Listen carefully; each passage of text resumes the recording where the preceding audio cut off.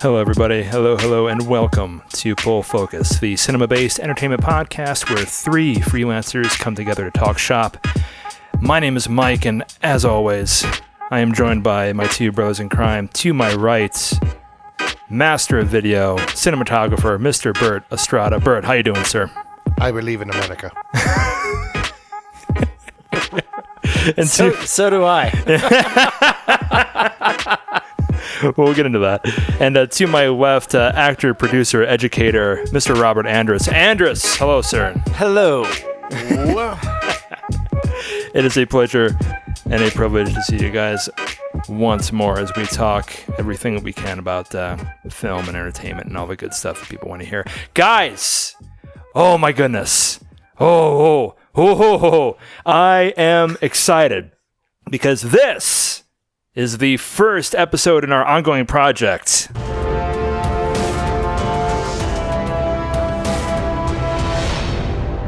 Trial of Trilogy. Yes! that was really Yeah, well, thank you. cinematic. Yeah, it took me, what did I say last time? Apropos for what we're doing. Yeah, absolutely. Good point. It's appropriate. needed more echo. If I can be judgmental on that. More echo. Thank you, Bert. Thank you. Thank you. I'm going to judge you on that. Oh, feel free to judge. God. Well, we judge on everything else. I know. It's true. It's true. God, that took me like 18 hours to make. Fuck. No, I do not believe that. No, not at all. All right.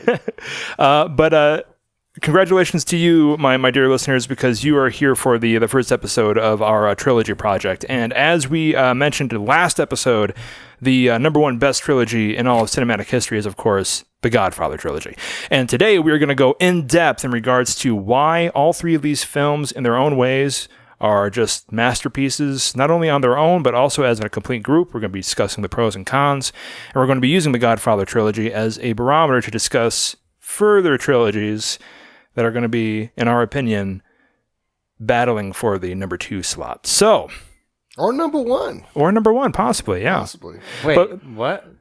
Well, I mean, here's the thing. Wait. I go back to what we discussed last time. Yeah. We Behind grew the up scenes with these guys, for sure, with the Godfather and stuff. So it's going to be easy for us to pick this one. But I would argue so many that trilogies 10, out there. 15 years younger than us would never pick the Godfather. Maybe.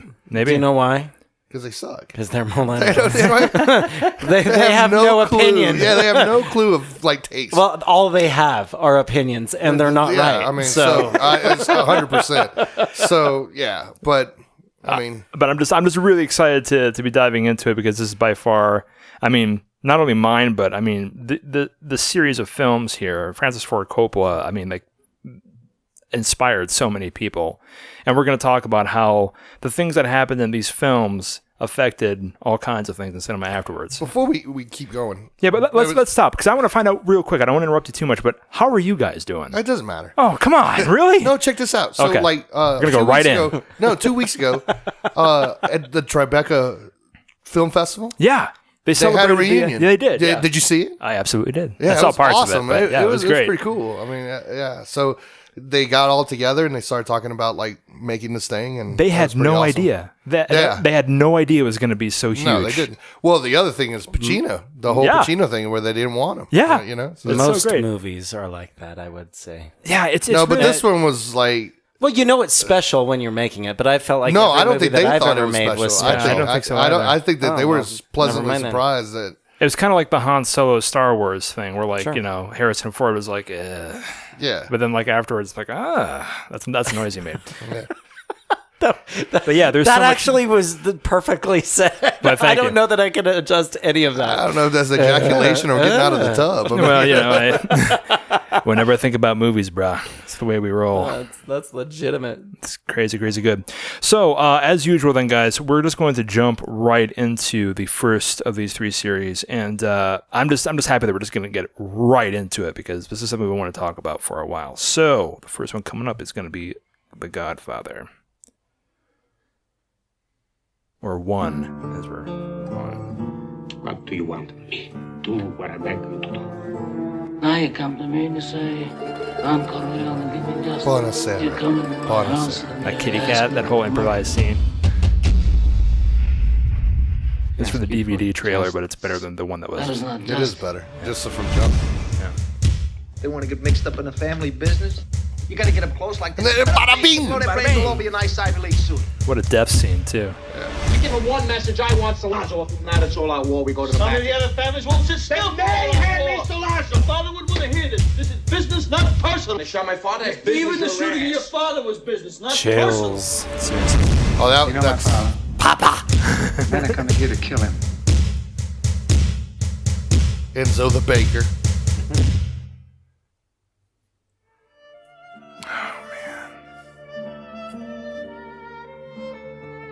I never wanted this for you. I worked my whole life. I don't apologize to take care of my family. And I refused to be a fool. Dancing on the string held by all those big shots. It's not personal. It's strictly business. Yeah. Mario Puzo. Chills. Golly, man, even the trilogy. So, guys, let's jump into this. The Godfather was by far, arguably definitely one of the best films of. It was made in 1972. Well, it's always ranked either 1 or 2. Either 1 or 2, exactly, in existence, and for good reason. Lots of great stuff that came by. The film almost missed having its lead. There's all sorts of weird things that popped up during the production.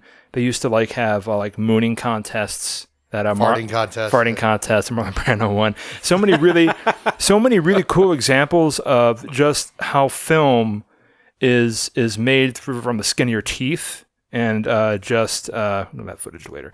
But also just we see the developing careers of these actors, these stars who would later become names that everybody knows. So let's jump into that a little bit. I always thought that The Godfather was just one of these historical films that people used a lot, but it was only until after I revisited it in the entire trilogy that I realized how much this film affected just masculinity in Hollywood and characters and everything. The character models that were set up here in The Godfather and carried on through the rest of the trilogy were copied and pushed through for almost every gangster film for the next 2 decades, and almost every tough guy film for the next 2 decades, even today. Like things like, leave the gun, take the cannoli, or, you can act like a man, or whatever, all that stuff.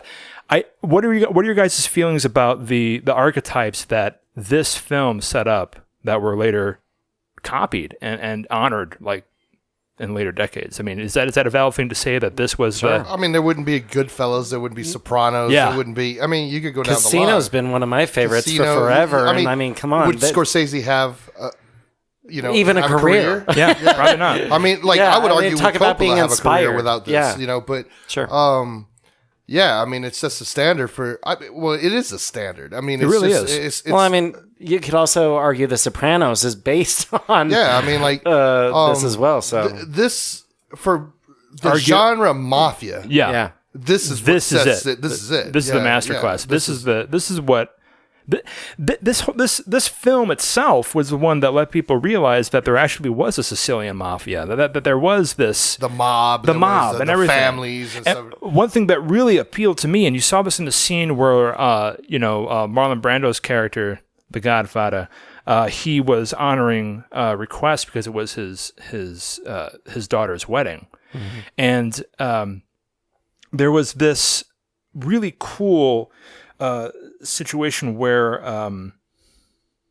just like these iconic scenes that are pushed forth, Marlon Brando had a really, really good way of being able to just say so much with so little. There's that famous scene that we know now where he was improvising with the stray cat, where he was petting it and talking about killing a guy.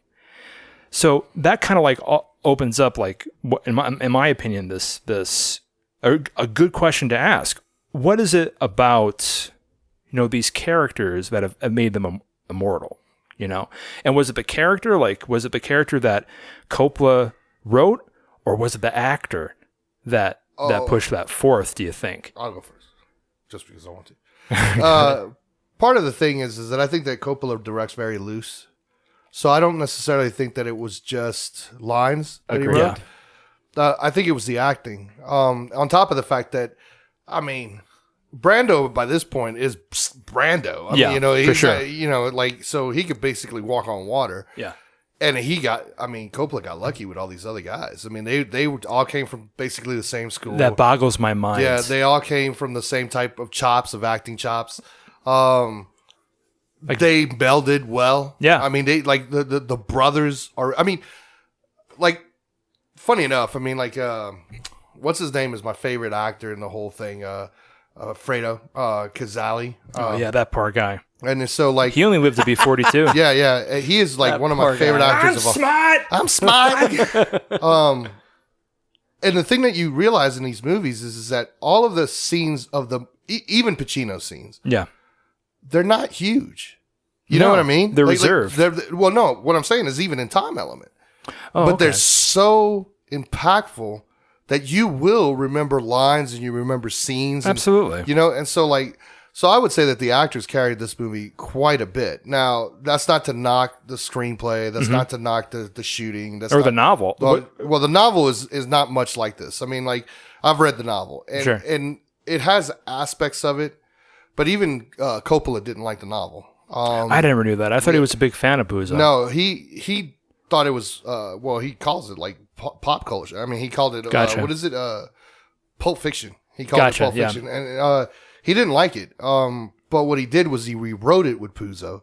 And that's where we get this. Yeah. And so, like, he got the best elements out of it. And that's what he put on screen, Yeah. And, but yeah, I mean, without a doubt, this is an actor's film. I mean, like, yeah, you can make all the cool shots and the cool editing and the cool direction and stuff like that, but every scene is carried by, like, the power that all these actors have. I mean, how much of a gamble was that too? I mean, Andrus, I want you to chime in on this a little bit as well, because up until this time, to Bert's point, Pacino, Caan, Duvall, these guys had a little bit going for them. But like we mentioned before, like at that top of the episode, Pacino, they didn't want Al Pacino at first. Yeah. He was actually got the part kind of like on accident. Mm-hmm.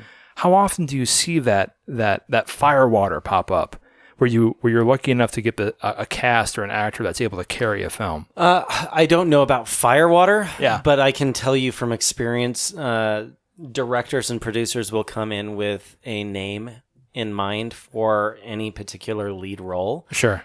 And coming down the line, that changes quite a few times. Yeah, I'm sure. And that's either budgetary or it's scheduling or it's just not meant to be. Yeah, but they just didn't like Pacino. So, yeah. And that's completely a valid point. I mean, it even goes along with the storyline. I mean, maybe the whole storyline of the actor in Hollywood that they did not want, Oh, the singer, the whole Frank Sinatra. Yeah, the whole Frank-isms of what the storyline is.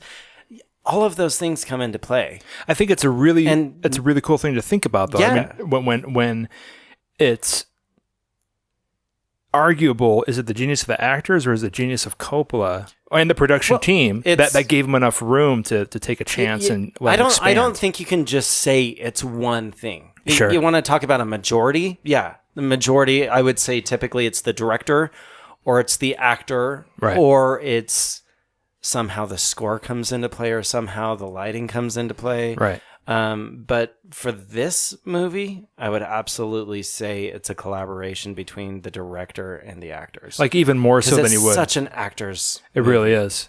I mean, you get most of these things you could see on the stage. But here's one thing that, like a theatrical stage. As you guys were talking and stuff, I might have downplayed it a little bit too much, but the sincerity of the script, because I mean, like, ultimately, though we are surrounded by violence in all three of them, it's about family.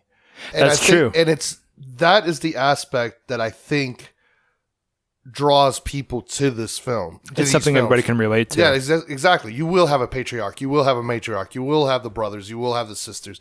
You'll have all the conflict between that unit. Then now you add the outside factors, like work. Because, I mean, to them, it's work. It's not the mafia. Yeah, it's for what sure. they do. You know what I mean? And money and power and so on and so forth. Is it any different than most family units? Not really. Yeah. It isn't like a Grindhouse feature where, like, Corleone he doesn't get off on killing. No. But he realizes that in order to protect the family, desperate times call for desperate measures sometimes. No, Well, and it's also ego, and it's also Sure. Yeah, 'cause him I would- trying to build his empire, if Yeah. you will. Yeah, because I would say he's more ambition. I think the Godfather, Vito, was more what you're saying. Yeah. Yeah, He okay. only killed for necessity or To move his status up. Yeah. But whereas like with Michael, it was strictly, I would say that he was a murderer. I would say that he was a stone cold killer. I mean, Really? yeah. Once now- it came down to it. Right. I mean, more so than that's- his dad. More so than his father. Vito. Yeah, that's true. Yeah.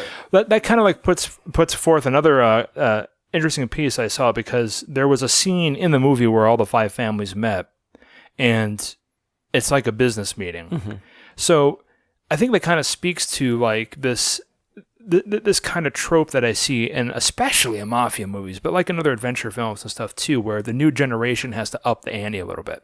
Like there's this consistency with the old school, and they're like, things aren't what they used to be, and you can see that directly when they start introducing narcotics into the business framework.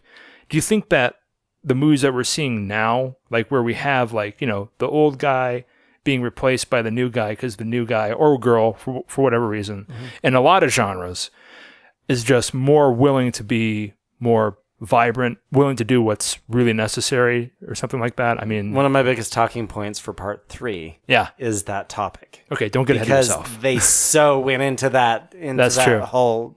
Yeah. Changing of the guard. I mean, they really did. Like, they flat out called it out. I don't understand the during question. the Are you movie. saying whether Young the versus movies old, Do the- all movies do that, or like? Well, I or think did they set the precedence? that's a for good that? call. I think that, especially like when it comes to like gangster films, you're going to find the same element. But I think that this was adapted into other genres, like action, maybe even drama, where you have the changing of the guard.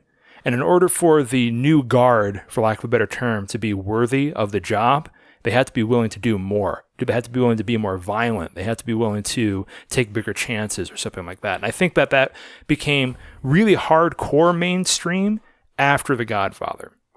Maybe I think. Well, yeah. I guess if we go back, It's a really general concept. Yeah, because but- like if we say that it sets a standard, that this movie sets standards, then the answer is yeah. I would Yeah. say that. But I think that I that's should have framed it that yeah, way. I think. Storytelling is just that. I mean, you could say Star Wars is that. You know, you could say That's true. You could say It's Snow the White's right. It's that, the you rite know, of passage, and it's right, also the just- evolution. it's being- the hero's storytelling. journey. Yeah, it's just Yeah. storytelling. The difference with this maybe is that up until you didn't have the anti-hero That's up until true. these films. You No, know I what think I mean? that's a good point. Maybe that's You what know, I was trying to say. Maybe the spaghetti westerns had the anti-hero, but Clint was the hero. You know what I mean? Yeah. But with this, you are rooting for the bad guys. You are. So I think that changed after The Godfather. Well, I don't know that I would call them the bad guys. Well, No, they're they're bad murderers, guys. Yeah. right? they're No, bad no, guys. I mean- I understand that. Okay, I well- get that. Why don't you? But you're also following them in their world. Yeah. So everybody else that they're battling, that they're having any sort of altercation with, then becomes the bad guy for me. I think it's a Now, combination. whether or not they do bad things, Yeah. which they do, Yeah. Yeah. they murder people. You know, that was do a it real with horse. style. Did you know that was a real horse? that's It's a real awesome. horse. That's awesome. I was. It's a real horse. Oh my god. Okay, we got to go back to that in a minute. minute. Hooves for a movie, and that was gross. So anyway, Like Pacino is just there And real- in the back lot. Al, you got to earn your keep. Yeah. Ah! Cutting out. that's awesome. But for me, I don't see it that way. I don't see them as the bad guys. Really? I totally Why? relate Yeah, to I mean, them. Why? I mean, they're murderers. Yeah, they're the mafia. I would love for you to Like, expand on that. Why do you think they're not bad guys? Dexter. But he's a bad guy too. I get that, but No, I'm that's the rooting definition for of him the entire anti-hero. time. That's Right. the definition Well, of the anti-hero. and that's what I'm saying. I'll agree with the term anti-hero. Yeah. But at the same time, we're introduced to this family, and this is the family that we're watching. Do we agree with everything that they're doing, or are we excited at the end of it for how it ended up? We're excited. Because revenge tastes really, does. really sweet. It really does. I think Andrus wants to be a bad guy. hey, Like I'm Well, he- salivating right now. I've got a red pen. exactly. It's blood colored. Yeah, that's not ink. I know it's blood. I think there's definitely a dichotomy in regards to this that builds on both of your points, because the reason as to why we can relate to them so well is because they do these terrible things for the family.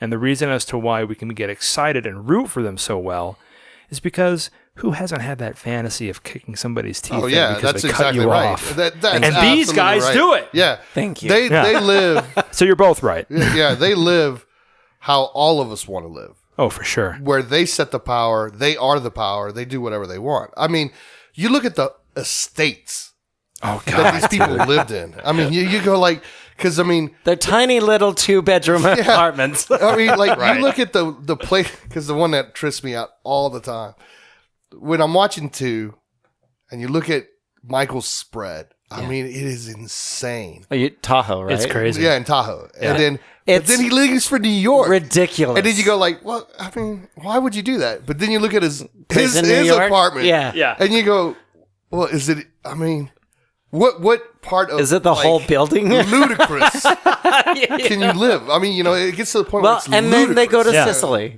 well, sure, and the villas that they go to visit, and the villas that they stay at. You go, No.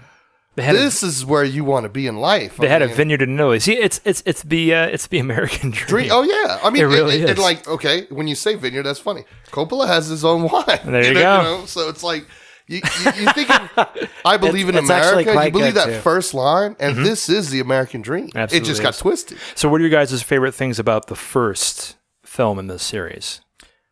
Like top 2, top 3 things that you liked. It rewatching it, and I hadn't watched it for years and years and years. The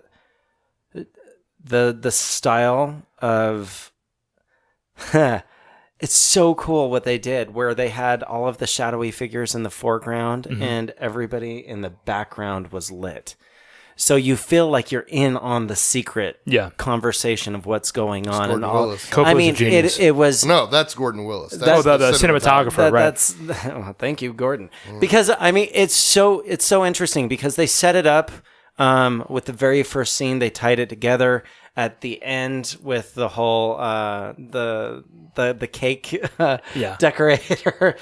Like, it was so good, and like being in the shadows with them. You're part of the family. You're part of the family. Yeah. And it felt great. Felt good. Yeah. I like it. So for me, it was The mood that was set up through the cinematography was probably completely. Well, the whole thing. Yeah. But yeah, cinematography. Completely. And I mean, that's what stands out the most for me I feel rewatching you. it. So. Bert, what about you? What's the biggest takeaway from the first film in this series for you? Well, I mean, I think that we pretty much put it in the ground by saying it sets a standard. Yeah. I mean, there is only The Godfather. Yeah, for sure. I mean, you might have part 2, and you might have part 3, and you may have as many mafia movies as you can think of. But without that catalyst, without But that fire at the first it's point. The Godfather. Yeah. I mean, now, Imagine the risk these guys were taking in the 1970s. Yeah, we want to make a violent film where we kill people and mutilate animals and put them in the beds of our enemies and that kind of thing. I mean, that's such, at that point in time, that had to be such a crazy I concept. still don't think that. I mean, now I've seen them hundreds of times. Sure. So every time I watch it, I always get something new. And the last few years, maybe it's because I am a father. Maybe it's because, I have a real family unit. Yeah.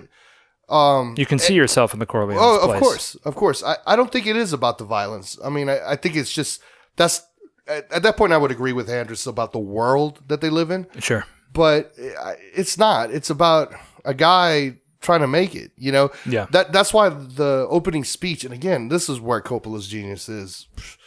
The opening speech of like, I believe in America. Yeah. But you can't always, the good guys never win. They never win. And I think Vito realized that. Yeah. And that's one of the things that I guess came off of this last viewing is that you have to break rules to make greatness. That's the You word. have to go against the grain. Yeah. And when you look at like how Coppola directed this, what actors he chose, the gamble that he took with Brando, for the simple fact that Brando was, yes, he had a name, Yeah. but he was already not had easy to work with. Yeah, He he was not already easy had to a work with. reputation for being a really terrible person to work with. Yeah. The fact that he wasn't even sure if he was going to show up. Yeah. I mean, he didn't even know. The fact that they were spending God knows how much money of the studio, and the studio was constantly trying to fire him. Yeah. So you go, This movie should not have been made. It shouldn't. But the fact that he still it is the American dream. You know, like and a filmmaker did that. You know, and that's when you believe in America. That's when you believe it. So to me, it's more than a film. Does that make sense? Yeah, it does. Like, because it's the embodiment of the struggle. Right, exactly. And then it's shown in the film. Yeah, it's not only the real life challenges that the crew, the actors, everybody had to go through to make this piece of art happen. The idea that this movie embodies. Right. I mean, that's something that anybody who's up against adversity can. I mean, granted, not all of us are shooting people in the head, but these characters and the authors of this film had challenges that they had to overcome. Mm-hmm. And this is a product of hard work and just believing in yourself, believing in the craft. Yeah, and I'm sure that all of them, I mean, I know for a fact with Coppola and Pacino in particular that they did know. Oh yeah. I mean, what the hell are we doing? I mean, you know, like now the other actors, they probably would have gone somewhere, you know, without the Godfather. Right. But Pacino, would you? I mean, you know, it's like a squeaky voice, mousy looking dude. He was found on the stage. Yeah, Coppola found him in a play in New York. You know, and you go like, God, you know, out of all the people to pick, he picked that one. Yeah. You know, and that's when you go, it's not only the dream, but also the luck, all that embodies what we think is America. Yeah. You know what I mean? And then you right look at place, right time, right circumstance. Yeah, and it's so interesting that there's a dichotomy there because it was in real life. Not only are some of these actors and some of these production crews, some of these directors, some of these cinematographers getting their first chance at getting a piece of the dream, but the characters are as well. And that's what I'm getting at is that it sets a standard. I mean, you can't have mafia as a genre, gangster film as a genre, even though Public Enemy existed before this. Yeah, you can't have it without The Godfather. No, you can't. Okay, cool. Well, we have the before we go to 2, what was yours? Oh, mine? What I mentioned before. Like, I really thought that it was. First of all, the score is amazing, and secondly, when it comes to like I'm. As you guys and our faithful viewers know, I'm definitely a sucker for understanding the pain that people go through from a technical aspect to make things happen.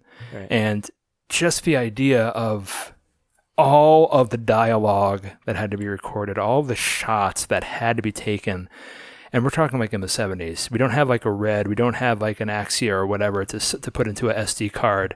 We have literally thousands of pounds of film that has to be edited for this masterpiece. And thank God for that. Yeah. And the other thing that I was going to add to... was it Aria? All of them. Yeah. Right? Was those were all real people. Yeah. There was no digital background. Yeah, exactly. There was no... And like just to get the sound quality that they did for all of those party scenes in every single one of the movies was challenging. It's crazy. Yeah. It's crazy. What is it? It's not an Aria. What's the other camera that's kind of high up there? That's like a step below it. Area? Area? Is that my... Okay. But like, that's my point. Like, it's just... And like the fact that this... No, Ari's the light kit. We'll look it up. I'm not the camera guy, but the fact that this changed the game because these guys... And the studio, too, to their credit, granted, I mean... They were trying to cut them at the knees at the beginning, but when they saw what they had, they published the shit out of it. I just think it's awesome where you see like really hard work pay off and become a game changer. So that's me right in the hallelujah in the cockles of my heart. Anyway, sorry, forget about it. Forget about it. All right, let's move on to the second part of the series, and we had what I think I really agree with Bert about this is that the first movie was this incredible thing that gave people this idea that, oh, this is a viable property, which is something that everybody in Hollywood has to think about.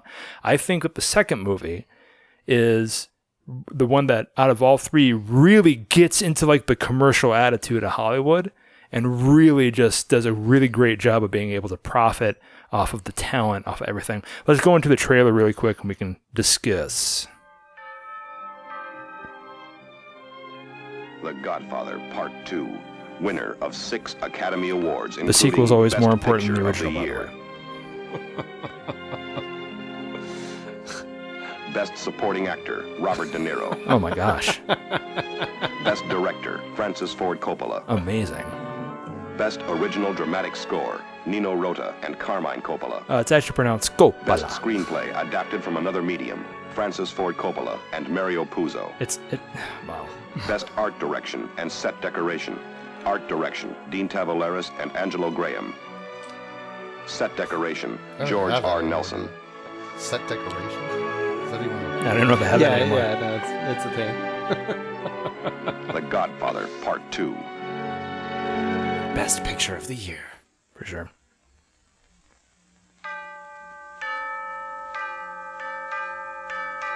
Is this a Christmas movie? Oh, no. The history of 2 generations of crime. The drama of absolute power and the men who violate it. The Godfather, Part 2. What is your name?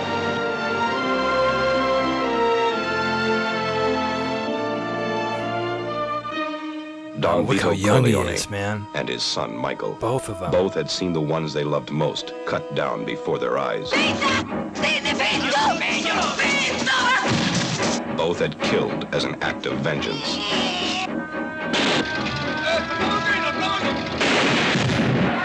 Both commanded the most powerful and merciless crime organization in the world. Is it true that in the year 1950, you devised the murder of the heads of the so-called 5 families in New York?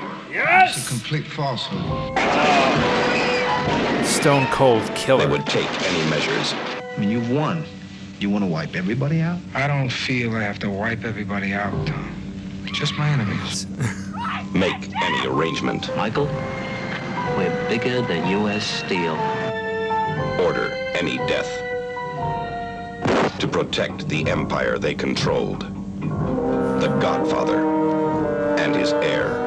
Both were men of ice, and both were targets.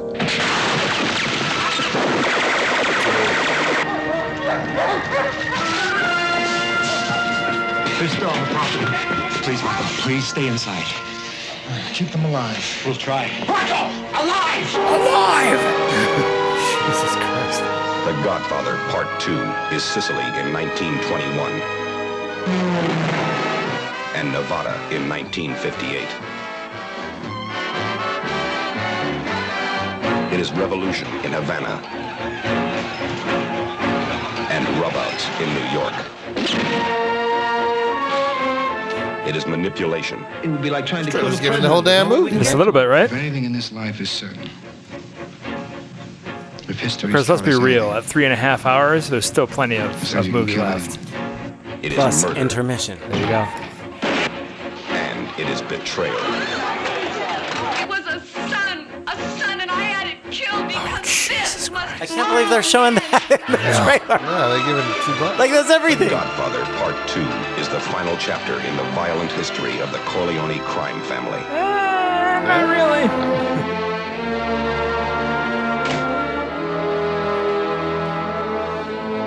It is the motion picture masterpiece of the year.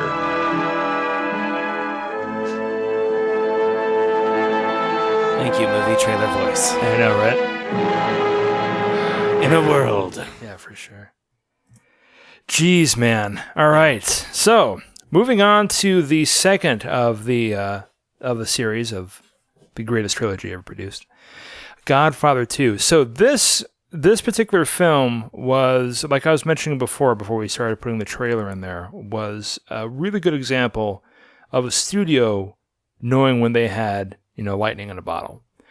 When you think about the different muscles that were flexed in regards to this, multi-continental locations, a cast that was just really still developing and becoming more famous, revolutionary stuff when it came to technology on the set. I mean, those squibs in that one scene, crazy development when it comes to that kind of thing. When it comes to real world effects and that kind of thing, this is really the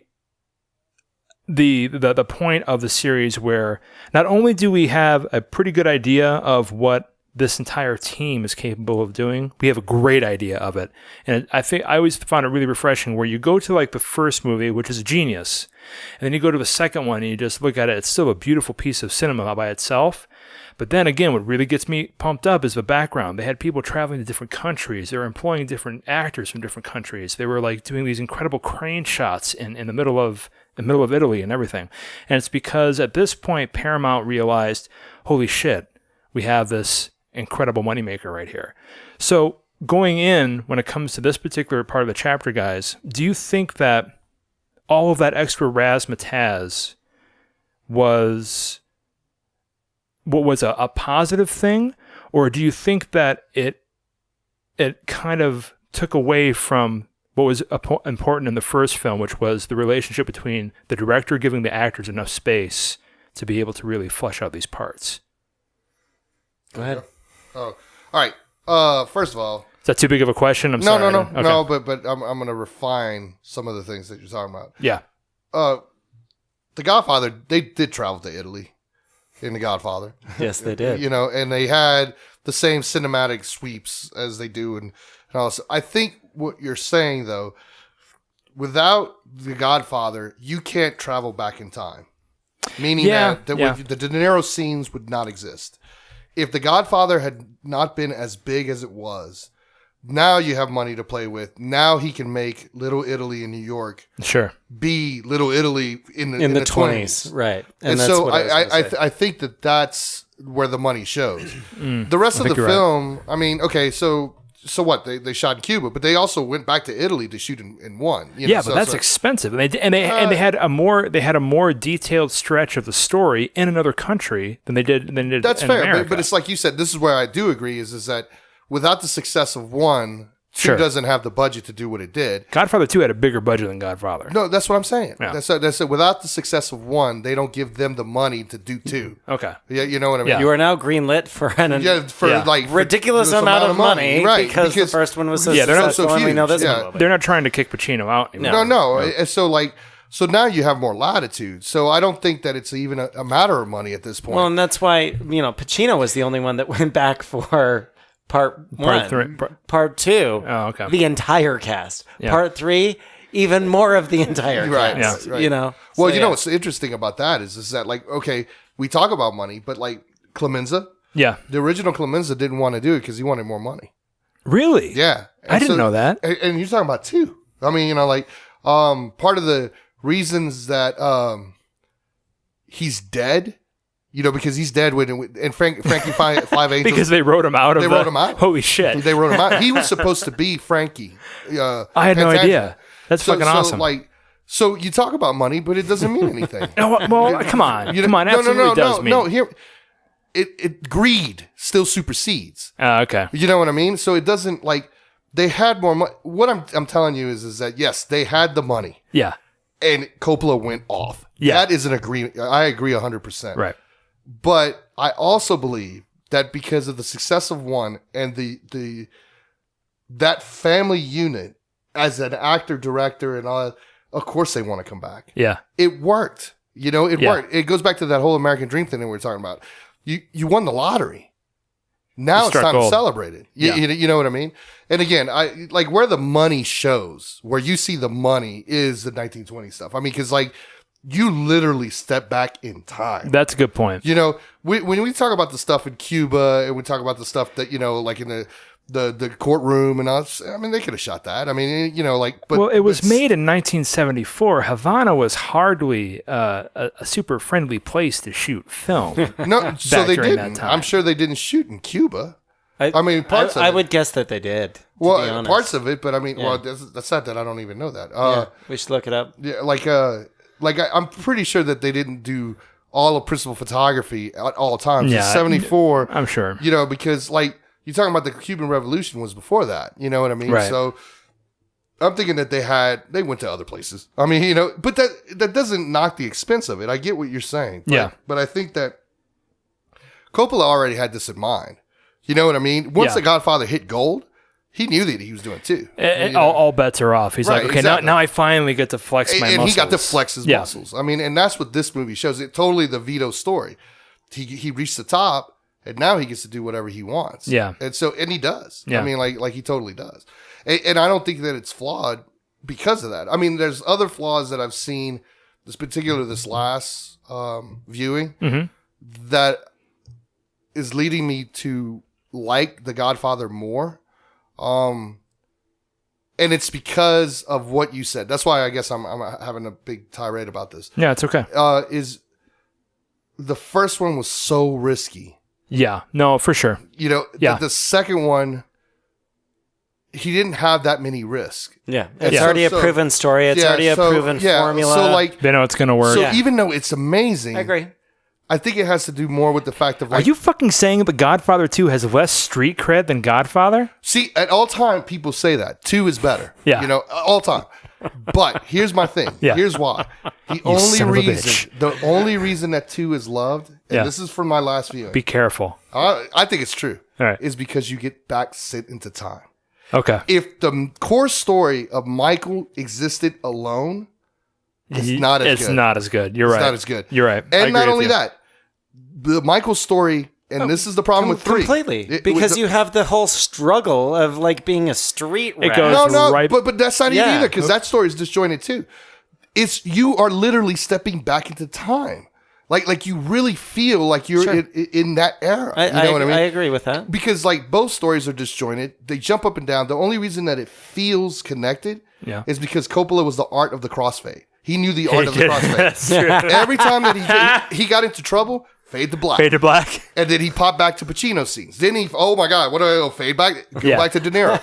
But if you look at it, if you sincerely study it, if you sit down and study it, how did Vito achieve power? Really? Great Well, question. and they. And I'll talk about that too. And but I'll you even go to ahead. Michael. Yeah.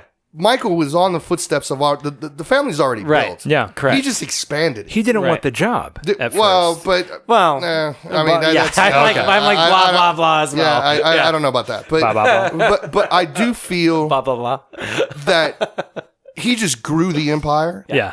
So it's not like, okay, the way I look at it is that Caesar built it. I feel you. And then, what was the guy? I'm having a mind blank. The most loved Caesar. But the guy who got it after the guy who liked orgies. Well, no. It's, what's it? Antonius? I can't believe it. This is going to sound stupid. It's okay. No, you're fine. You're fine. I haven't watched the series Rome in a while. No, so but I it has can't nothing to do. But the most loved Caesar was on the foundations of what Julius built. Yeah. And so what I'm saying is that it's the same type of story where it's like, so you take those elements and you make 2. It wasn't much different than 1. Oh, okay. You know what I mean? Yeah. Because like he just expanded the power. He didn't necessarily. Everybody still hated him. Mm-hmm. You know, he was feared, not loved. You know what I mean? So like there wasn't any big Claudius. change. Claudius. Claudius. No, it's not Claudius. He was the one after Caligula. He was the one who liked orgies. He was the one who ate his. No, but it's not. It's Antonius or.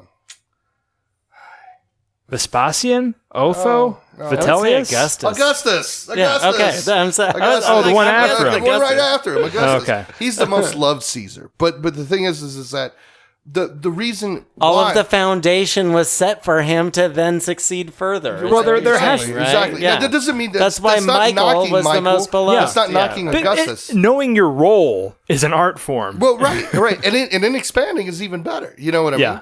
But what I'm getting at is that I'm tearing up 2 because I think that 2 is loved for the wrong reasons. Okay. You know, Okay.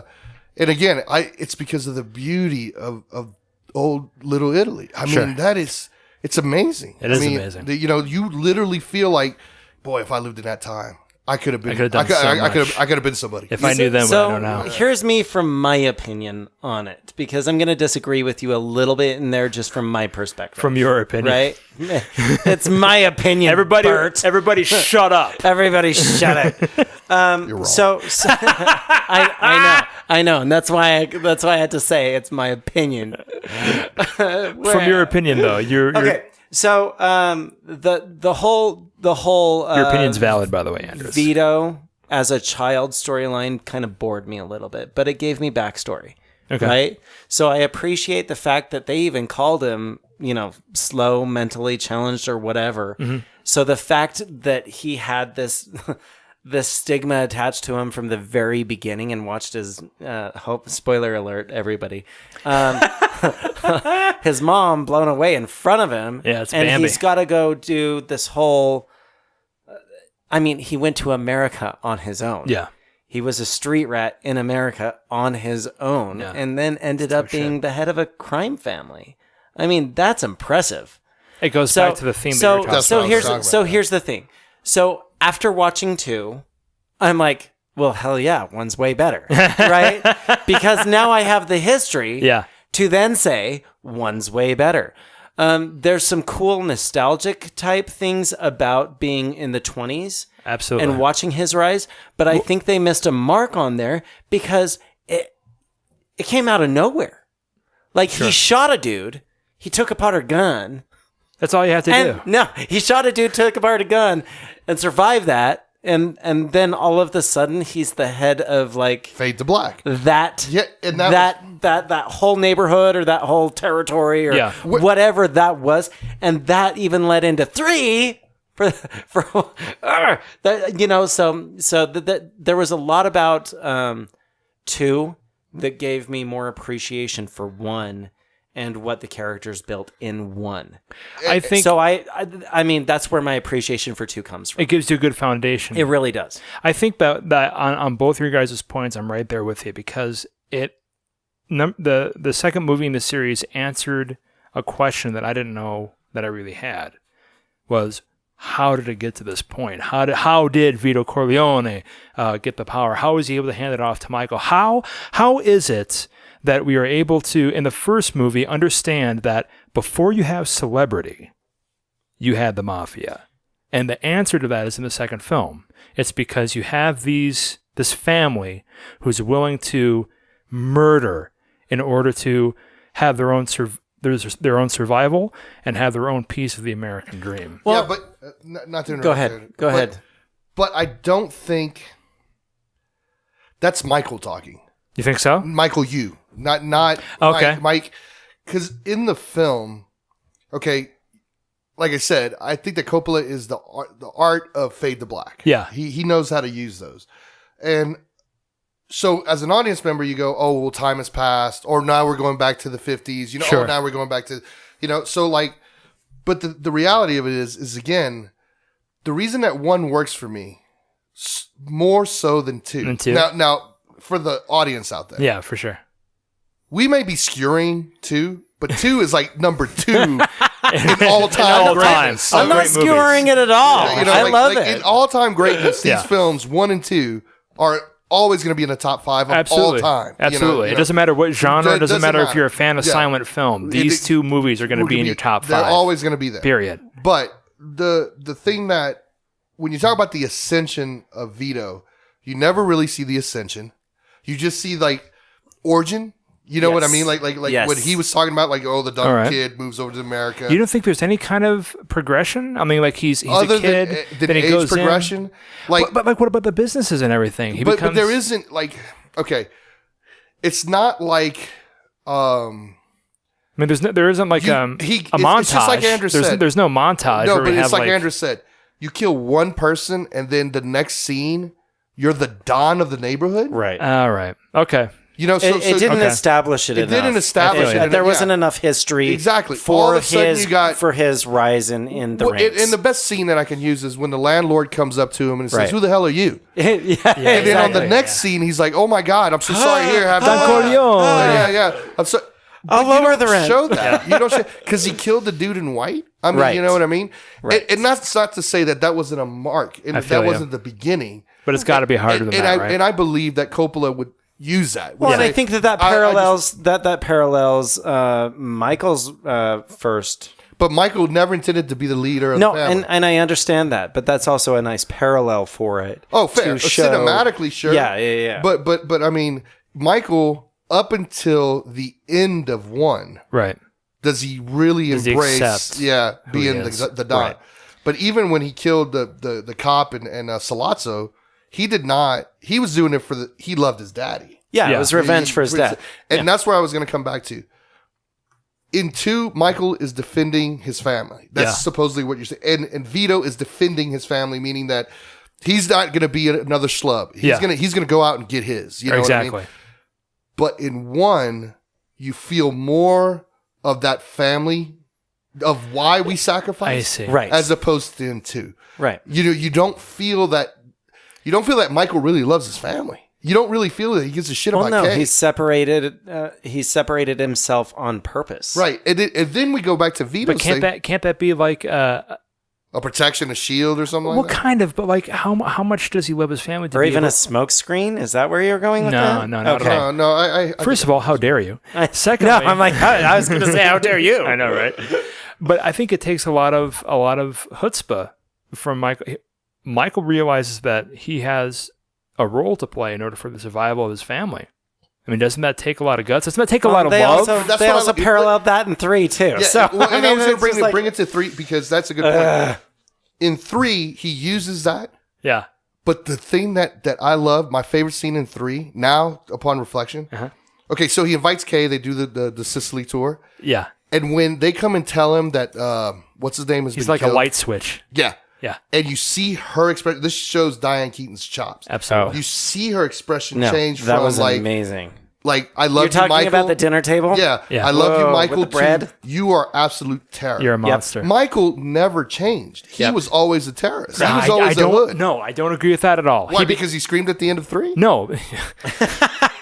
I mean, he was always the gangster. Okay. First of all, again, how dare you?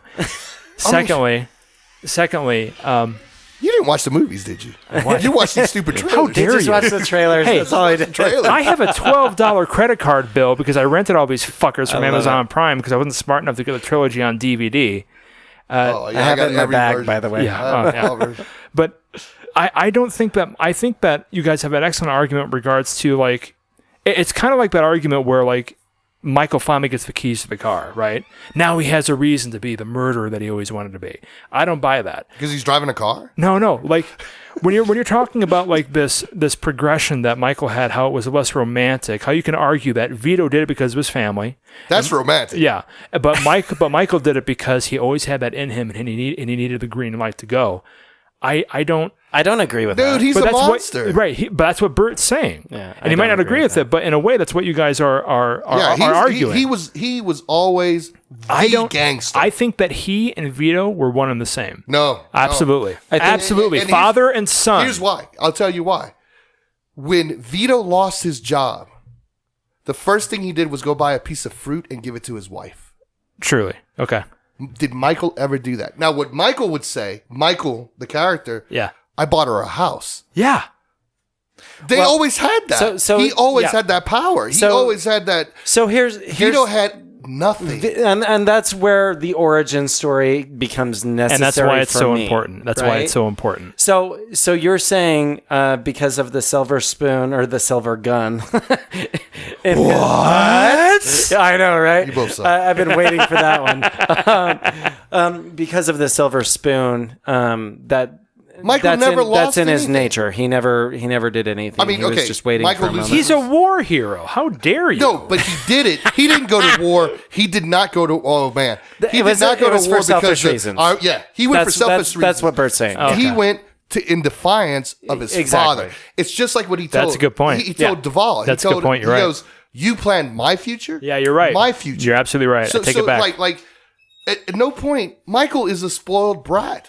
Vito earned his. But he's a spoiled brat who's willing to kill for his family. I'm willing to kill for my family, but that doesn't Everybody mean is. anything. Yeah, that's a big deal. If you're a big deal. Let's put it on the record, everybody. Bert Estrada thinks it's no big deal when you're willing to murder for your fucking family. I Recorded don't- here never been first. put in that I think position. If you're put in that position, you would. Dad, I need to get tuition for the private school you're taking me to. Well, I can't pay for it. Can you murder my teacher and convince him to do it? Yeah, No, but okay, here- fine. That's fine. But here's the difference. The difference is That's Yeah. not how it goes that's not how down. it plays. Michael had the private school. What did Michael want shit. in life? What did he I love your what oh did shit he right want? there. That was Nothing. amazing. Yeah. He had Oh, shit. everything.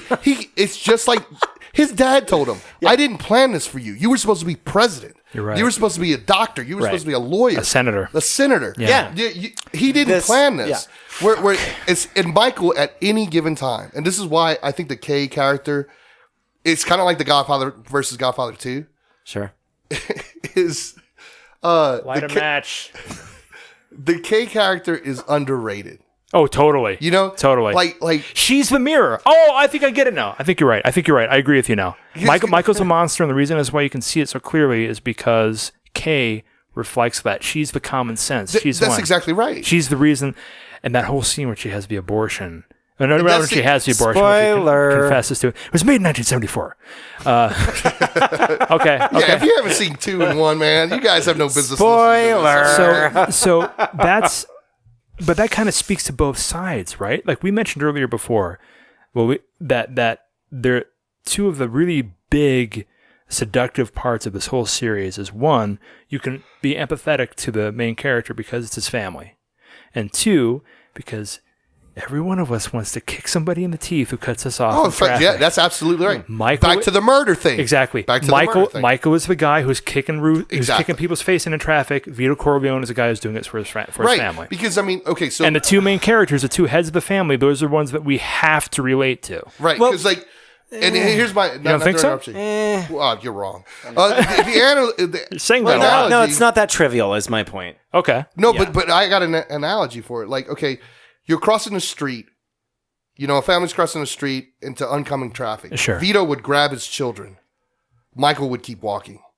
Jesus. And he would say, keep up. You know what I mean? Fair point. It doesn't mean that he doesn't love his children, Right. but it's the survival of the fittest. You don't think he would shoot the driver who's barreling He down would. the street? After Absolutely the kid he is dead. would. After the kid is dead. Oh, fuck. Okay. You know what I mean? Yeah. You look at the Fredo thing. That's what he did. That's true. That's very true. I mean, he waited until the last second. And Fredo was smart. So here's what I was going to say. Please. Is in 2, yes, Michael is a monster. He's a monster in all 3 of them. In 1, I don't think he is until he pulls the trigger. I think that's a good point. No. Where he changes, so you're disagreeing there? Oh, yeah. Where he changes is when he starts to give orders to Sonny. With the whole bada bing, that's where he changes. And not only that, but Coppola plays with you. So I'll agree with you there. Once his dad gets shot, that's his. Maybe I would say even after there's a tracking shot that brings him right into a close up. Yeah. When he starts to give orders, and that's where Michael becomes He the flips Don. the coin. Yeah, Okay. because like and Coppola purposely does that. Well, shot. it's a very intentional shot. Yeah. Yeah. And but to Andrus's point, there's definitely more of a metamorphosis. Well, yeah. I mean, that's his character Yeah. arc. That's his transition. That's where he becomes who he becomes. Right. But I would even say that. But I don't think that he wanted to be there. There's still clues though prior to that, and here's another one. You're talking about the Michael, very beginning with the party. No, when he finds out that the Don has been shot, Yeah. he runs to a phone booth. Kay's right after him. He closes the door. Oh, that's true. This is family Privacy, business. yeah. This is family business. Yeah, So you're you're not shut part out. of the You're family. shut Because he out. wants to protect her? Huh? No, Maybe he she's loves not her. part of- No, he no, never and loved that's her. and He that's never loved her. absolutely He not. never- he never I loved her. agree with Bert on the love aspect there. Yeah, I think Okay. there might be some sort of security blanket there. No, that's what it was. But it's not love. Yeah. And that's obvious. All right. Well, then maybe we're all 3 in agreement after a lovely discussion that Michael's always been a monster. He just And makes one a better movie. and makes one a better movie, and he just needed permission to really flex his muscles, much like Francis Ford Coppola and the entire production team did in Godfather 2 after they got a big check from Paramount. Okay, so moving on. There's nothing wrong with a big check. Nothing wrong at all. You earned it on 1. Yeah, damn Go straight. spend it on 2. Take a risk. All right, let's move on to the black sheep of the series. I'm kidding, but maybe. No, it's true. It's just misunderstood. Godfather 3. Paramount Pictures Shouldn't we call it the Black Horse? continuation of Francis Ford Coppola and Mario Puzo's legendary saga. Cue, same music. Hey, it's a great theme. Yeah, come on. No, I know. Don't get me wrong. It's like laser vision to Andrus right now. How dare you? I betrayed myself. I killed men. And Bridget Fonda for 5 seconds. And I Oh, yeah, but what a 5 seconds, though. I know. I ordered the death of my brother. I ordered the death of my He brother. injured me. I killed my mother's son. I killed. I gotta say, I love that scene. Yeah. Well, this is Pacino's best acting. I gotta say, I loved that scene. I think Pacino's the We've best. sold the casinos. All businesses having to do with gambling. See, and We have no interest Oh, or yeah. investment I feel in you. anything illegitimate. Don Corleone. The Corleone family. Partners with the Pope. They may cry blasphemy. Please.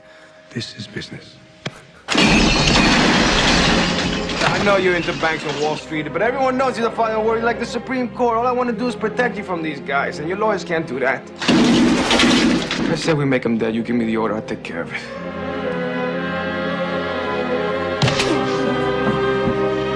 I command this family. I wonder if Mike Right Tyson or saw this wrong? before his fight. You know, Michael, now that you're so respectable, I think you're more dangerous than you ever were. Again, I'm always Our right. true enemy has not yet shown his face. You're always right about Diane Keaton. I'll give you that. If every drug pusher in this room would have dropped dead, I would be the only one alive.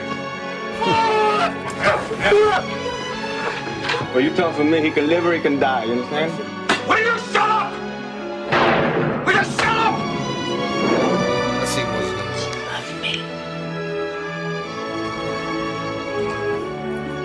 You're the only one left in this family with my father's strength. I'm a Corleone. You can save the Corleone family. I'll help you. The ultimate story of family Come at me as you will. and loyalty, Give up my daughter. power and violence. Just when I thought I was out, they pulled me back in. Is that because he The didn't want to do Godfather. 3? Part 3. is that something? No, I don't want to do this movie. Come at what you love. I'll give you $500 million. Okay, I'll do it. I want to do this movie. Oh God. Okay, so let's talk about that a little bit. Bert, you harped on a huge point that I think is really important. This movie is probably where we really see Pacino shine, and it's because the character is now the patriarch. It's because he is no longer the snake in the grass who is just strong-arming and trying to maintain the security of the family. He has love now, and that is... Who loves him? Oh, he loves his daughter. He loves his son. He loves his ex-wife. Love. Yeah, the He has character. love. Well, I think he always had love. Well, But nobody okay. loves him. That's true. I mean, everybody hates him. But Pacino has enough Maybe room his now daughter. to really... Yeah, maybe The daughter and son maybe love him. But let's dive into that a little bit. Like the good things, the pros about this film, and I think we're all in agreement. It's probably the weaker of the three. It's still a great movie, but the pros of this film, I think, are like the enemy is the Catholic Church, for one, which is fucking crazy, which I really really love. Pacino, like you mentioned before, which I think is a great point that we're going to reiterate more and more because it's very important to talk about. Pacino gets to really really show us what he's got in regards to these tiny little scenes and making them so big. Everybody, every Catholic or whoever has confessions weekly. Pacino turned it into like this event when he's pouring his heart out to the bishop and he's freeing himself from not maybe in his mind of the guilt of killing all these people, but he thinks he's doing what's right. Just this really cool situation that unfortunately is muddled, I think, by Coppola trying way too hard to put a period at the end of the series. What do you guys think? Oh, I agree with that. I mean, I think Coppola, well, at this point, he's Michael. I mean, like, he has all this power, and he's all over the place. Yeah. I mean, like, the thing about it is what made The Godfather, again, so great. And to that, because I now look at him as Godfather is the reason we watch it. Yeah. And 2 and 3 support The Godfather.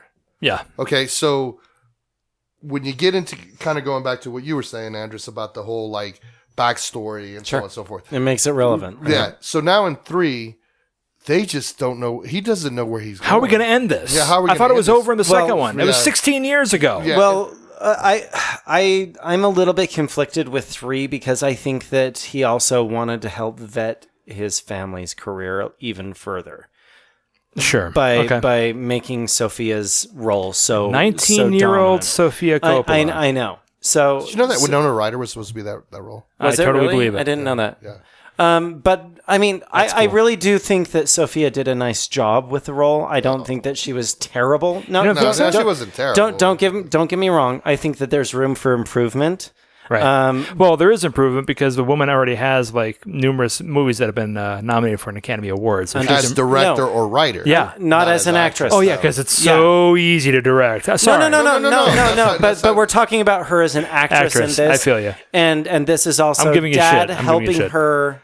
Yeah. Career. Nothing wrong with that. So I really do think that this had a lot to do with that, and that's another avenue to bring back Pacino and Keaton and Shire and like everybody that was a part of the originals. So I have this theory that all of the breakdance movies that came out like in the mid 2000s, like Step It Up and Channing Tatum and all that stuff. I think the reason as to why those movies were made was because there was a producer, a director, or somebody who had some influence, had some money, and they wanted to do their friends a favor and give them a payday for a movie that was made. A lot of that will happen, I think, from time to time. Completely acceptable. But I think Godfather 3, first of all, Godfather 3 is a work of art. I think it's a beautiful film. It's not in that same category I consider those. But I think there's a lot of weight to your argument where it's like Francis Ford Coppola saw that, oh, hey, I can give Al another movie. Well, and the other thing could be, hey, I'm broke. Sure. Let's go make another movie. Yeah, I know I know it's gonna make a fortune. I'm done being judgmental about that bullshit. I used to be really judgmental I need to go about it. do my vineyard, expansion. Dude, get yours, son. Get yours, son. No, so and that's kind of a petty. Yeah, that's kind of a petty perspective, but I think that it's a valid one. I think it's a valid one. Yeah. So, and I don't hold it against all them. That being said, though, I mean, like. It's a good movie still. Well, yeah, it's not a lack of I was trying. entertained like crazy. And then you look at the cast that it brought. And again, Andy Garcia, welcome to the map. Yeah, for Andy real. Garcia, Joe Mantegna. I mean, you look at most of these people and you go like... Eli Wallach, never heard of him before this. I mean, you look at all these people that are in this film. And again, either they're discovery or they're already solid gold. Yeah, you're right. I mean? And so... Now, when I say that with Coppola, I mean, when Pacino makes this movie, I don't think it's a matter of just the plot and the lines that are given to him. It's Pacino has learned how to act by the time that we get here. I mean, like, not to say that, of course, you have Dog Day Afternoon and you have all the different films that were in between Godfather 2 and, well, I don't remember if Dog Day was before or after. I thought Dog Day was in between 1 and 2. So, the Godfather 3 was... But he's already got, like, he's Al Pacino at this point, what I'm getting at. And so, like, but you see how great of an actor he always was, and then how he's developed. You know? So, yeah, so it was right after. So Serpico was in between. He did Cruising 10 years before this. Oh, I mean, and like, he did Scarface before Godfather 3. You got a ton of films that already set him apart. Yeah. You know, like, that had nothing to do with The Godfather. You know, so... Like Dick Tracy. Well, yeah, but he was awesome. He was awesome in Dick Tracy, and you know, like he was one of the only awesomes in this. Well, yeah, I mean, but you look at, well, come on, man, Scarface, just stop there. I mean, yeah, for real. So, or Injustice for All, you know, like you really do look at all the films that. So then you kind of have to. Coppola has to ask himself, like, why not? You know, right. and that's what it is. Yeah, I think that's true. Yeah, I think there's some credence to it. Well, and it's his period, absolutely. Totally, he wants they get shit for exclamation mark the end of it for sure. I can't, like, I used to be in that camp where it was like, oh, okay, well, the Paramount Pictures or whoever is just going to say, all right, here's a green light, do whatever you want, and you're doing it only for the money, blah blah blah. That makes me angry. I don't have that opinion about it anymore. I mean, you have these talents here. And you're going to give them a chance to fucking act again? Let's do it. Sign them up. Who gives a shit? Sure. Yeah, none of them would say. I mean, like, most of the time, because the irony of it is that why isn't Duvall on it? You know what I mean? Sure. Now, why isn't, like... I was wondering that same thing because they... Well, maybe that's where we're at. Maybe. Maybe. I mean, or you know, it's like scheduling conflict. Sure, maybe he was doing something else. Maybe Yeah, there's so many Coppola. reasons. But the point is that, yeah, I do think that it's Coppola flexing muscles. I mean, I don't think it's a matter of like, was this film necessary? I don't think so. You know, now it was made and we have to live with it, and that's all nice. And but it's easy. It's easy to live with it, right?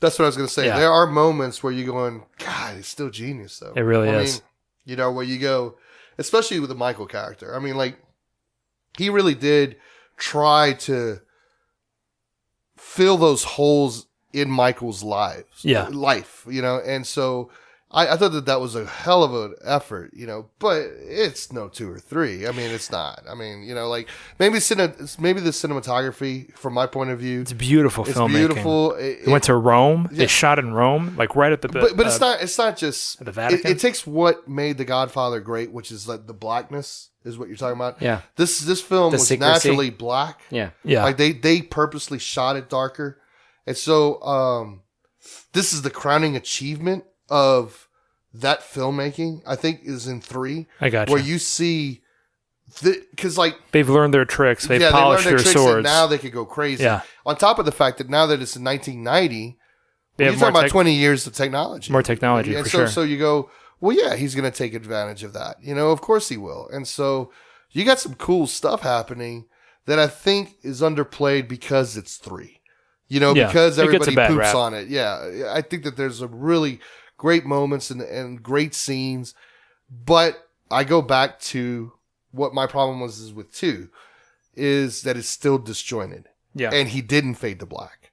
He didn't. He didn't, you know, because he's still in one linear timeline. Yeah, so he can't jump back and forth. He can't. He doesn't have that escape route. You know, where he has to stick through it. And this is where you go, this is where it's messed up. You know, I think that it actually does a really good job of just not dedicating itself to just a bunch of gunshots and murder. Not to say the first 2 did, they didn't, but there was definitely a lot more violence in the first 2 films. And I think the third one set a precedent for more real-life adaptations of mafia films, the genre. I think the reason as to why we have Tony Soprano talking about his lottery tickets in The Sopranos is because Coppola gave people who love that genre permission to have their main character talk about business. We have lots of things where Michael is just talking about, like, you know, we have to balance the books, or like he's talking about like his Eggs Benedict or something like that. And to Andrus's point, when you talk about, like, you know, film production in and of itself can be stopped for the little reasons. Sure. I think because they're forced to your point, Bert, because he's in a bit more of a box, he can't flashback, that they explore the minutiae of being an original gangster a little bit more. I kind of disagree on one point that you said about the whole Soprano talking about his lottery ticket and stuff. In 2 and 3, Michael's character is business. Okay. He doesn't ask about eggs, but Vito does. When they go right back to, we know Vito's a sweetheart. No, but it has nothing to do with that. It's again that he had I think a bigger. That's nature. Yeah, like that's how he was brought up. Yeah. So he would talk about eggs, and Mike would say, "What difference does it make?" Or if they're bad, but Vito's the only character in all of them that says, "How's your boy?" Yeah. Michael would never ask about. Now he does in 3. No, he does I was going to say he tries, and he even tells Vincent, you know, I always had a fondness for you. I always loved you. He's much more of a family man in 3, man. He has to be. But I think that it's about redemption. That's why he freaks out. Yep. It's not about. Okay. He really he it's wants to him get saving he wants his to go to soul. heaven. It's not because you think he's still selfish. Oh yeah. Oh, absolutely. Oh, yeah. It's 100% selfish. Okay. I mean, completely. Look, I don't have any doubt. You said it the best. Look at Kay's reaction at the end. That's of the film. true. Right. She doesn't look at him like, oh my God, we lost our little daughter. She looks at him as, I hate you. Yeah.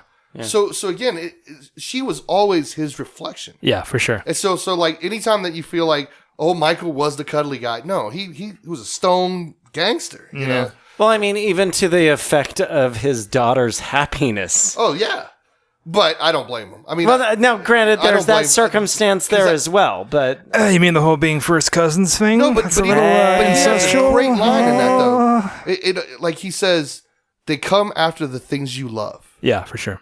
So he knows that they're going to come after Mary. He foresaw that. Yeah. It didn't, but he still didn't necessarily stop anything. Well, You know. everybody, let's go to the opera. Right. I'm sorry. Not a bright idea. I would think He went to the opera because he loves his son. No, I understand. Because he this. loves his son. I understand. Because he loves his son. No. He went to the opera because that's what people want. That's what he wants people to believe. It's his image. It's his image. It's completely selfish. Yeah. He doesn't. It's arrogant and it's selfish and it's manipulative and there's so many other things I could say about it. Yeah, he's a bastard. I mean, you know, and there's nothing that. Well, So he also finds himself invincible like his dad. He dies alone. But you think the I know, isn't that wonderful? Oh, dude, that ending That was is so terrible. It sucks, right? Yeah, it was beautiful. terrible. The Godfather doesn't die alone. No, but he got what he deserved. You're right. It was beautiful. So you're telling me like the hundreds of times where he said, you know, for the family or something like that. You guys That's are, something to say. You guys are calling And that's a bullshit. business. You're calling bullshit. Okay. Well, for Vito, it was for the family. Yeah. For Michael, For it's Michael, for the it wasn't. business. For my ego. For me. Okay, I think that's probably the biggest thing we're going to disagree upon a little bit. I can definitely understand where you guys are coming from, and then I can respect your opinion in regards to it. What film did you watch? Hey man, I think he was somebody who was compelled to be a monster because he loved his family. Microphone drop. That's what Michael would say. Yeah. As I pick up the microphone and say you're wrong. like Michael would say that. Right. You know, because again, Vito never did that. He never said, "Look what you did to me." Yeah. You know, like in every other line is Michael saying, "Look what you did to me." I think it's interesting though that we can agree, we can use the same source material and disagree upon the foundation of the character. That's what makes a good film. That's what makes I see your point, and is that because yes, Michael cared for his father, Michael cared for his brothers, which one of whom he shot in the murdered. head. Yeah. Michael cares for. Well, he didn't shoot him. Michael cares for his wives. One that he kicked out. Yeah. Well, the other one got blown up. Yeah, for sure. It wasn't his fault. He cared for his children. Cares One for his died. extended family. Yeah. He does, right? But he cares about him the most. It revolves around him. It all revolves around him. He's the son. I mean, he is the single most important person in his life, and that is obvious. Now, does it hurt when these people are out of his life? Absolutely, it hurts because it hurts. Yeah. But I really agree with Bert on the side. That's okay. I mean, because here's the other... I really do. Hey, catch up. You know what I mean? He's not protecting his kids. That is a good analogy. I'll definitely give you that one. It's a good analogy. And the one... Did he block the bullet? I mean, did he? It went through him. It went through him. It went through, but he didn't jump in front of it. He didn't Hold push on a her out of the second. way. Let's talk about the real thing that we should be talking about right now, what's and that? that's Al Pacino's lung capacity, because that man screamed for like a 20 solid minutes, 20 minutes. Yeah. Holy shit.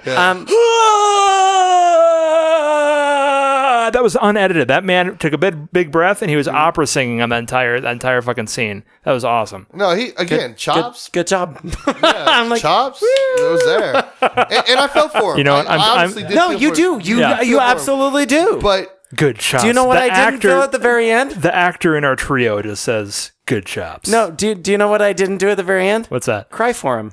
yeah, well, yeah. You know what I mean? I didn't. But no Okay. one. Do you know who I cried for? Kate? Vito. Kay. Okay. And Vito. Okay. No, Okay, like Kay. all of the sympathetic characters that were screwed over the entire time. That's By him. interesting. Yeah, no, true. By- I'm like he falls over dead, and I'm like, yeah, the dog doesn't even give a shit. No, the dog like walks the dog away. didn't Yeah. even Yeah, the dog care. walks The dog's going to eat him. That's what's going to happen. No, it's just like the dog sniffs his hat. But you know, he even admits it in the film. In 3, there is a scene where he admits it when they're burying the Don that's in Italy. Yeah. And he goes, "Why were you so loved and I'm so feared?" Yeah, Tommaso? for sure. What's that? Tomasino. Tomasino. Yeah, Yeah. Tomasino. Don Tomasino. That was a great scene too. was I great. really again, like that Pacino's scene. chops No, he are was so insane. good through the Yeah, whole they're thing. insane. So good. I would say better than 1 and 2. It's like a 9-hour. All Oh, three films like absolutely. a 9-hour masterclass. It really is. Well, the other thing too good, is yeah. you see his progression as an actor. Yeah, for sure. You know, you see him grow. Like because I think that the quiet moments in The Godfather is because he has no clue. You know, he has no clue what to do. Like, what choice should I make? I feel you. When you go to 2, you totally see those eyes working the whole I know time. what you're saying, but I'll give him a little bit more credit than that. Okay, fair. But yeah, Well, he's Al Pacino. I know what you're saying, though. But when you get to 2, the intensity. There's more levels that have been increased throughout the years, and then when you get and that into comes 3, with experience. The 3 for is sure. crazy. It's because he's head of consigliere during his time. Too much. Okay, Robert sorry. Duvall. By the way, I mean like in real life. Oh yeah, Duvall. Can I tell you how disappointed I was that he wasn't in 3? Yeah. Because I know the man now. I've met him. I've worked with him. Yeah. And now I'm just like, where's Duvall? Where's the dude? I've never, and I'm sure it's out there somewhere. Why didn't he do it? I mean, I would like to find that out as well because it was such a throwaway. He was at the reunion. No, he was at the reunion, but they never addressed it.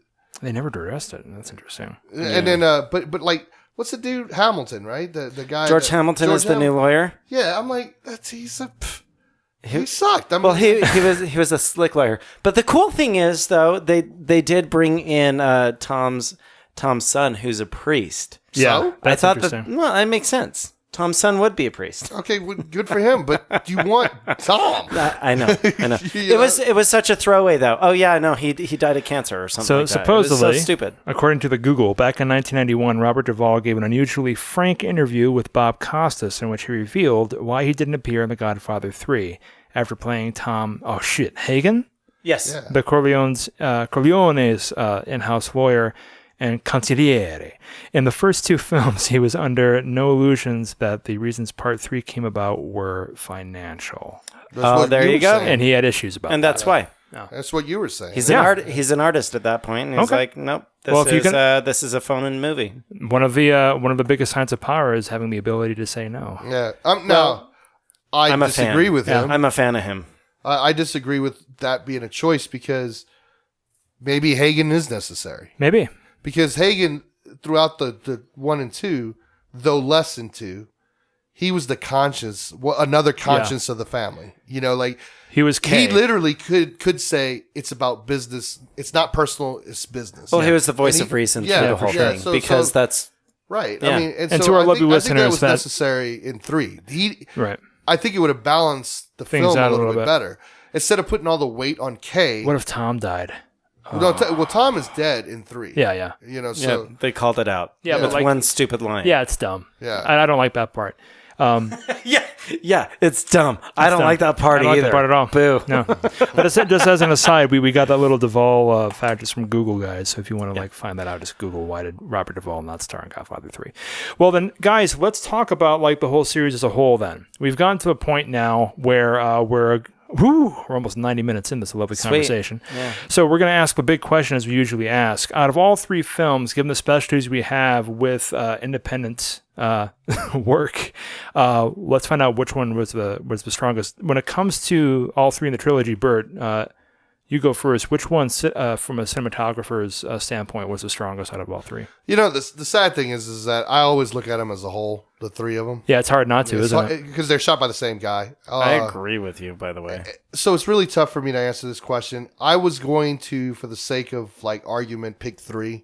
Okay. But the reality of it is now upon 90 minutes of thinking about it and so on, 2 is beautiful. I mean, that stuff they do in Little Italy is just amazing. I mean, he makes black feel like velvet. Yeah. I mean, it feels like you could almost touch the blackness in all the actually and throughout the whole movie, because even the pool house, you know, when they're going fishing and all this stuff, and Fredo's in black in the lake and stuff, and right before he gets killed, so pretty. I mean, it is. It's amazing. How hard is that to do when you're dealing with real film and you have deal with the aspect and the well, I mean, it's a choice. That's all it is. Well, but he's backlit by the sun, and so it's not incredibly hard, but it's the fact that he can do the shot. Yeah.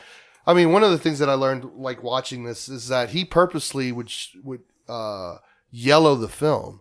What do you mean by yellow the film? Everything looks golden in it. Okay, is that a all process? 3 of them. Well, he would kind of okay. You know how we in video, you white balance, and if you do like if you white have balance blue on light white, or orange it's white, light, right. yeah. So where white is white, he Right. would purposely go with warmer colors. You know, in the sense of like even if it was stark blue outside, he would purposely trick the camera into everything be golden. And that was Gordon Willis's decision. Yeah. Okay. Well, yeah. Coppola, I think he admitted that he didn't have much to say about how he was shooting. He was surprised by what he saw. I gotcha. Like on the dailies of Godfather, because he's like, how the hell did he get that old feeling of the 50s and stuff like that? And then like Willis had already shot it. Yeah. Not the entire movie, but the beginnings of the movie, and he's like, what is this? And it was perfect. And I mean, and the first scene that he shot was when they're coming out of the mall, when they find out that was like, that's the very first scene when Kay and Michael are coming out of the mall. And the fact that they're doing Christmas shopping. or something like that. you could still feel that 1950 feel. Yeah. And it's the background's a building. I mean, Please don't break my microphone. I'm sorry, I just knocked it over. You're fine. But I'm awesome. But it had that old style feel. Yeah, it had that old style feel, even though we're in the 70s. And Yeah. so, like, he had already made decisions that he wanted to do that, and then it was pushed in 2, and then 3 is, I think, awesome. But I'm gonna have to pick 2. I think 2 has the best cinematography. Excellent. It sounds like a simple concept, but it's really, really very complicated. Playing with it's shadows. a super tough one. It's crazy. All right, so Andrus, then we're going to put the floor over to you. What do you think? Which film out of 3 in the trilogy had the best acting or the strongest acting? So I might be shunned or burned at the stake here for this comment because of obvious reasons. But I am going to give shout outs to the other movies. What? No, I know. So, as a whole, for me, it was number 2. And why? So, as a whole. But I've got to bring in Marlon Brando for the first one. I've also got to bring in James Caan from the first one. I'm not mad at that. And I've got to bring in Andy Garcia and Eli Wallach on the third one? On the third. Yeah. Joe, too. I can't leave out Joe Mantegna. So here's he gets his ear bitten off, man. I know. That's like legit practice for Mike Tyson. Like I said, like he must have watched it before his fight. It's insane. And the reason that I chose that one is because everybody in 2. So with shout outs to specific actors solid. in 1 and 3, 2 as an overall production. Yeah, 2 because I mean you have De Niro coming into it. You also have Hal. What's that? Pacino. Yeah. But no, that's what I'm saying. Yeah. You have De Niro coming into it, but then you have Pacino really stepping up his game. You have Diane Keaton really stepping. I mean, that last fight scene is Fucking what crazy. is why when I she am saying confesses number to him 2. that she had the abortion. Talia, holy crap. Yeah. I mean, they actually gave her some scenes to do versus the first one. Brando was so stinking good. Yeah. In the first one. There's just so many good things about all 3 of the movies, especially in performance. It's a big question. So that's why, again, on 3, I can't leave out Andy Garcia and I can't leave out Joe Mantegna and Eli Wallach. Even the creepy villain that I don't know his name because I didn't look him up. Yeah, the hitman. Which one? The hitman, the older hitman. Oh, the rooster and the rooster Mosca. Yeah, no, the fly. The donkey was hysterical. Mario Donatone. Mario was terrific. Yeah. Just because like he was just, you wanted to not like him. Yeah, for sure. Which was really, really nice. Yeah. Even Michel Russo, the donkey, you know? My son, yeah. I think it was so good. I think there's so many amazing things. You go back, that's the problem. Where the hell was your head at, Coppola? Because you could have developed characters like that in 3 and made them even better. I think a lot of it goes back to what Andrus was talking about before. It's the little things. Maybe people weren't ready for a Godfather movie until 1990 after the second one. Because I mean, and look at the careers that we're dealing with. Pacino was busy as fuck. Keaton was busy as fuck. Duvall busy as hell. Coppola. I don't know. The reason I appreciated 3 as much as I did is because it was. How do I say this? It was more contemporary. I mean, it clicked more to me on a movie watching level. I'd agree with that, As 'cause an the other one audience is, member, Yeah. it was a lot more engaging. One, because of the love story involved, because Michael's love story in 2 wasn't all that solid. No. Well, it wasn't. That's what I'm saying. Yeah, it wasn't. Because sure, he got married.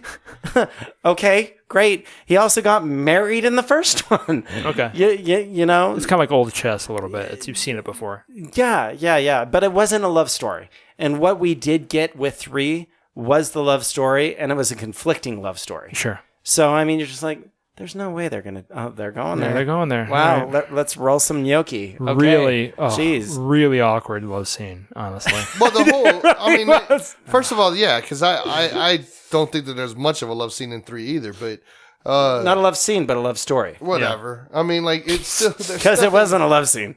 It still sucked. I mean, like, it had no business in the movie. Other than what you said, let's give Sophia a job. For the audience, I think it was a little bit.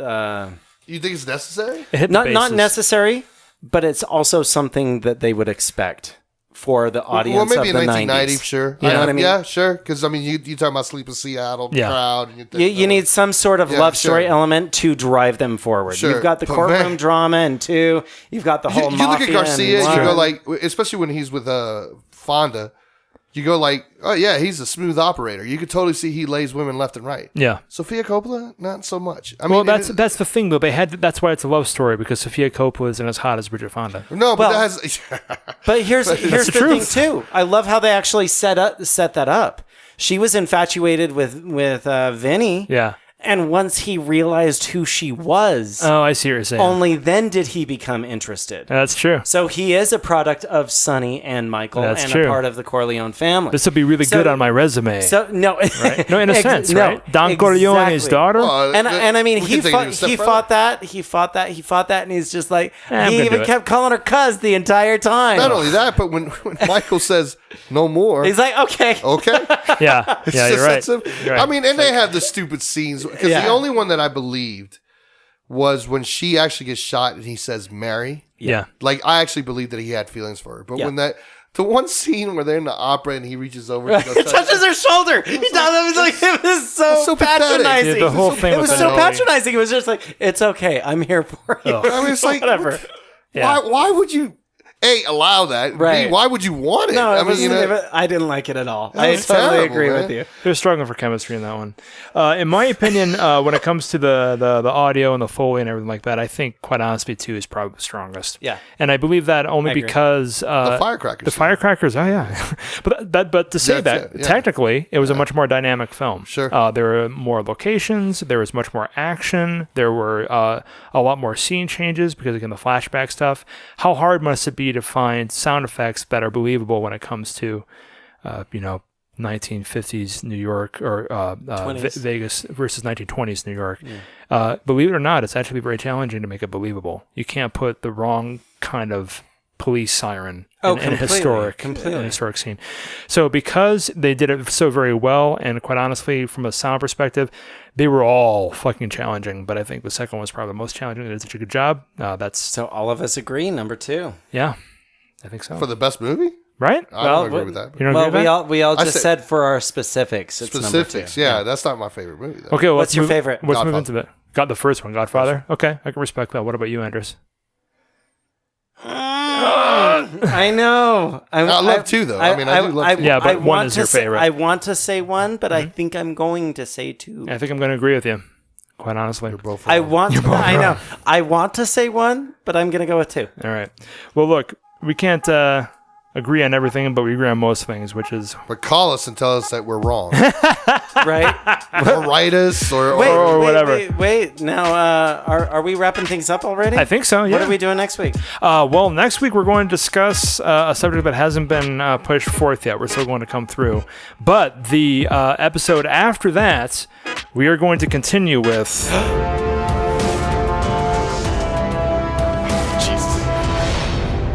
Wait, are we going to tell them what movies we've picked now? I think. Well, we haven't really come to like a major deciding factor in regards to that yet.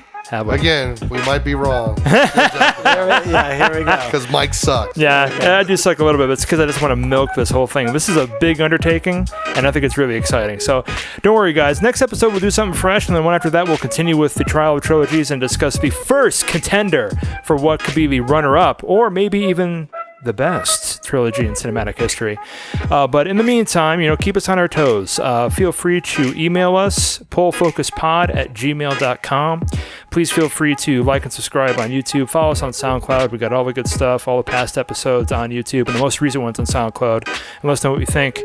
In closing, Andrus, do you have any final words to the lovely audience that we have before us, all 3.5 people who are listening? Join us next week. Or next time. Nice. Nicely done. And Bert, anything to say to the lovely people before we call it a close? Well, you should go watch The Godfather. Yeah, fuck yes, you should. I mean, if you guys haven't seen The Godfather Trilogy, then you have no business. Then lose my number. Well, one, if you're commenting, please make sure you watch the movie before you comment. Yeah, because if you're going to tear a hole into us, man, you got to watch the damn thing. I mean, Wait, you telling me you haven't even seen the goddamn Godfather? Get the fuck out of here. Forget about it. Thanks a lot, everybody. Bye.